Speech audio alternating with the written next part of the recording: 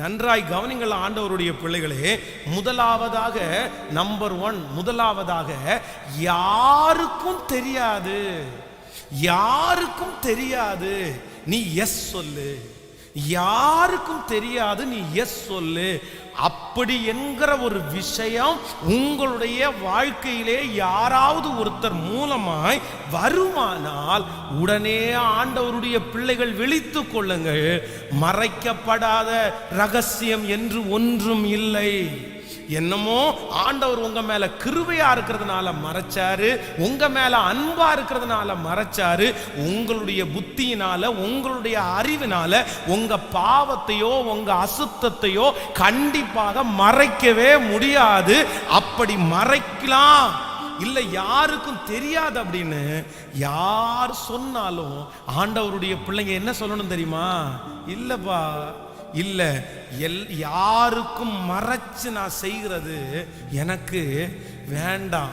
இன்னைக்கு இந்த உலகத்துல இருக்கிறவங்க நிறைய பேரு உங்க ஹஸ்பண்டுக்கு தெரிய வேண்டாம், உங்க மனைவிக்கு தெரிய வேண்டாம், உங்க அம்மா அப்பாவுக்கு தெரிய வேண்டாம், ஃப்ரெண்ட்ஸுக்கு தெரிய வேண்டாம், உனக்கும் எனக்கும் மட்டும் தெரிஞ்சா போதும். எல்லாம் முடிஞ்சதுக்கு அப்புறம் அவங்கள்ட்ட சொல்லலாம், எல்லாம் வந்ததுக்கு அப்புறம் அப்படி அவங்கள்ட்ட சொல்லலாம். யாராவது இப்படி சொல்றாங்களா? இப்படி சொல்றவங்களுக்கு நீங்க சம்மதிச்சிட்டீங்கன்னா நான் நம்புறேன், பாஸ்டர் இப்படி சொல்றாரேன்னு நினைக்காதீங்க. நீங்க நடு தெருவில் ஒரு நாள் வந்து நிற்பீங்க, நடு தெருவில் வந்து நிற்பீங்க. ஒரு 2 ஆண்டுகளுக்கு முன்னாடி ஒரு தாயார் வந்து ஓன்னு சத்தம் போட்டு திருச்சபையில அழுதாங்க. ஏன் அப்படின்னு கேட்டேன். பாஸ்டர், என் தம்பியும் நானும் ரொம்ப திக் ஃப்ரெண்ட்ஸ், 2 பேரும். நாங்கள் 2 பேருமே ஒன்னாதான் வீட்டில் இருப்போம். எங்கள் தம்பி வந்து என்னை கல்யாணம் பண்ணி என்னை கொடுக்கும்போது அவன் வந்து யாருக்காகவே அழமாட்டான், ஆனால் எனக்காக கண்ணீர் விட்டு அழுதான். என்னுடைய கணவனார் வந்து ஒரு அந்த லேத் அந்த ஒர்க் ஆப்ரேட்டர். அவர் கொஞ்சம் கொஞ்சமாக சிறுக வைத்து வைத்து வைத்து ஒரு லேண்டை கஷ்டப்பட்டு வாங்கினார். அப்போ எங்கிட்ட அந்த பத்திரத்தை கொண்டு வந்து கொடுத்து சொன்னார், அம்மா என்னைக்காவது கடவுள் ஒரு நாள் நம்மளை நினைப்பாரு, அப்போ வரும். இப்போ நம்ம இந்த வீடை கட்ட முடியாது, ஒரு 3 வருஷம் தாண்டி அந்த வீட்டை நம்ம கட்டலான்னு சொல்லி அந்த பத்திரத்தை என் கையில் கொடுத்தாரு பாஸ்டர். அப்போ அதை வாங்கி என்னை நம்பி கொடுத்தாரு. நான் கொண்டு அதை பீரோவில் வச்சுருந்தேன். அப்போ எங்கள் தம்பிக்கு திடீரென்று ஒரு பிரச்சனை வந்துச்சு. அவனுக்கு ஒரு பெரிய பண தேவை ஏற்பட்டுச்சு. அவன் என்னுடைய வீட்டில் நடையா நடந்தான். அக்கா என்னை பார்த்து சொன்னா, அக்கா எப்படியாவது என்ன தூக்கி விடுக்கா, எப்படியாவது எனக்கு ஹெல்ப் பண்ணுப்பா. அந்த அத்தானுக்கு தெரிஞ்சா கண்டிப்பா அதை கொடுக்க மாட்டாரு, அதனால தெரியாமலே நீ கொடுத்துரு, 2 மாசத்துக்குள்ள நான் உனக்கு திரும்ப கொடுத்துட்றேன், நான் திரும்ப இந்த பிரச்சனை முடிஞ்ச உடனே கொடுத்துருவேன்.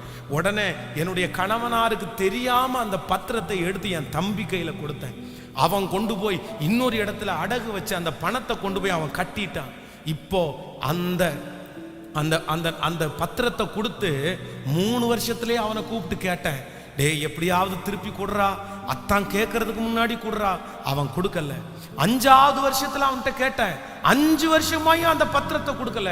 இப்ப 7ஆவது வருஷம் எங்க கணவனாருடைய கையில கொஞ்சம் பணம் இருக்குது, அவர் வீடு கட்ட ஆரம்பிக்கலாம், அந்த பத்திரத்தை எடுத்துட்டு வான்னு சொல்றாரு. என்னால பத்திரத்தை கொடுக்க முடியல. அவன்கிட்ட போன் பண்ணி, அத்தான் கேட்டுட்டாரா, இனி நமக்கு நேரம் இல்ல, உடனே கொடுத்துருன்னு சொன்னா அவன் என்ன பார்த்து சொல்றான், நீ என்ன வேணாலும் பண்ணிக்கோ, நீ யார்கிட்ட வேணாலும் போய் சொல்லிக்கோ, என்னால எடுத்து கொடுக்க முடியாது. நீ யாரு, நீ என்ன பண்ற, நீ எதுக்கு இப்படி என்ன நச்சரிக்கிற? இந்த மாதிரிலாம் நச்சரிச்சுன்னா வேலை நடக்கிறது வேற, எனக்கெல்லாம் ஒன்றும் தெரியாது, நீ என்ன வேணாலும் பண்ணிக்கோன்னு சொல்றான். என்னால தாங்கவே முடியல பாஸ்டர், என் மண்டை வெடிக்கிறது மாதிரி இருக்குது. என் கணவனுக்கு நான் துரோகம் பண்ணிட்டேன், என் கணவனாருடைய கஷ்டத்தை நான் புரிஞ்சுக்கல, இதை மட்டும் அவர் கேள்விப்பட்டாருன்னா அவர் அட்டாக்கு வந்தே செத்துருவாரே பாஸ்டர், அவ்வளோ பெரிய நீதிமானுக்கு நான் துரோகம் பண்ணிட்டேனே, நான் தெரியாம எடுத்து கொடுத்துட்டேன், எனக்காக ஜெபம் பண்ணுங்கன்னு வந்து நின்னாங்க. சில நேரத்தில் உலகத்தில் இருக்கிற மனிதர்கள் வந்து மறைச்சு செய்யலான்னு சொல்லுவாங்க, மறைச்சு செய்யலாம். வாலிப தம்பி உன்னை பார்த்து அப்படிதான் சொல்லுவாங்க, யாருக்கும் தெரியாம. வாலிப தங்கச்சி உன்னை பார்த்து சொல்லுவாங்க, யாருக்கும் தெரியாம. நீ என்ன பண்ணிடக்கூடாதுன்னா, நம்பர் 1 முதலாவதாக நீ சம்மதியாதே, சம்மதியாதே. யாராவது ஒருத்தர் வந்து யாருக்கும் தெரியாம ஒரு காரியத்தை செய்யலான்னு சொன்னா நீ அடுத்த நிமிஷத்துல என்ன சொல்லணும்னா, யாருக்கும் தெரியாத ஒரு காரியம் எனக்கு. சத்தமா சொல்லுங்க, பக்கத்துல இருக்கிற கையை பிடிச்சி சொல்லுங்க. கணவனுக்கு தெரியாம, மனைவிக்கு தெரியாம, அம்மா அப்பாவுக்கு தெரியாம, ஊழியக்காரனுக்கு தெரியாம யார் என்ன சொன்னாலும் மறைஞ்சு செய்யற காரியம் ஆபத்தா முடிஞ்சிரும். அதற்கு சம்மதியாதே, அதற்கு சம்மதியாதே. அல்லேலூயா.